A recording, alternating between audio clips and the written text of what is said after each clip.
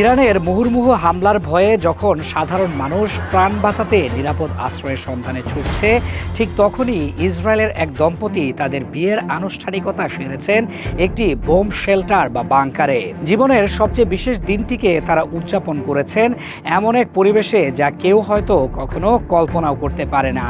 ভয় আর আতঙ্কের মাঝেই যেন ফুটে উঠেছে এক অনাবিল আনন্দের ছবি। ইসরায়েলি এই নবদম্পতির নাম লিওর লেসরি এবং মাইকেল মারিয়ানোভ।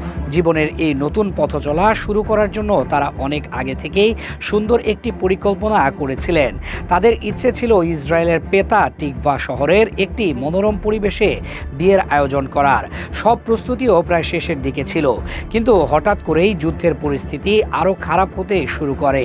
চারদিকে হামলার খবর আর নিরাপত্তার অভাব তাদের সেই স্বপ্ন পূরণে বাধা হয়ে দাঁড়ায়। বাধ্য হয়েই তাদের সেই সুন্দর জায়গায় বিয়ের পরিকল্পনা বাতিল করতে হয়।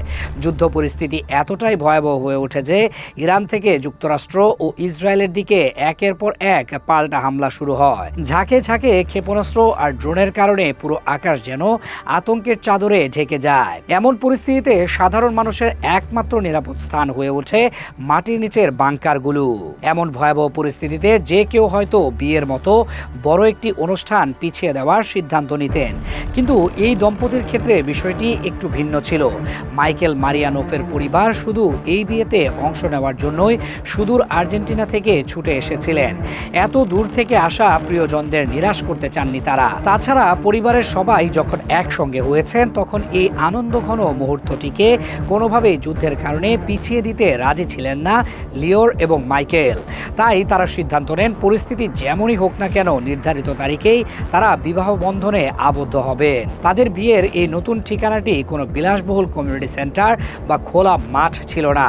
এটি ছিল তেল আবিব শহরের বিখ্যাত ডিজেনগফ সেন্টার মলের একটি পার্কিং লট। যুদ্ধের সময় এই পার্কিং লটটি মূলত সাধারণ মানুষের জন্য একটি বিশাল বোমা আশ্রয় কেন্দ্র বা বাংকার হিসেবে ব্যবহার করা হচ্ছিল। নিরেট কংক্রিটের এই মাটির নিচের ঘরটি সেদিন সেজে উঠেছিল বিয়ের আনন্দে। সবচেয়ে মজার ব্যাপার ছিল এই বিয়ের অতিথি তালিকা। খুব তাড়াহুড়ো করে বিয়ের জায়গা পরিবর্তন করায় মাত্র অল্প কিছু আত্মীয় ও বন্ধু সেখানে উপস্থিত হতে পেরেছিলেন। উপস্থিত লোকজনের মধ্যে মাত্র 30% ছিলেন তাদের পরিবার ও ঘনিষ্ঠজন। বাকি সবাই ছিলেন একেবারে অপরিচিত সাধারণ মানুষ। সপ্তাহ জুড়ে এই মানুষগুলো নিজেদের প্রাণ বাঁচাতে ওই বাংকারে আশ্রয় নিয়েছিলেন, কিন্তু এই দম্পতির বিয়ের আয়োজন দেখে তারা নিজেদের ভয় ও ক্লান্তি ভুলে আনন্দে মেতে ওঠেন। তারা নবদম্পতিকে ঘিরে ধরেন এবং তাদের জীবনের নতুন এই যাত্রাকে উদযাপন করতে শুরু করেন।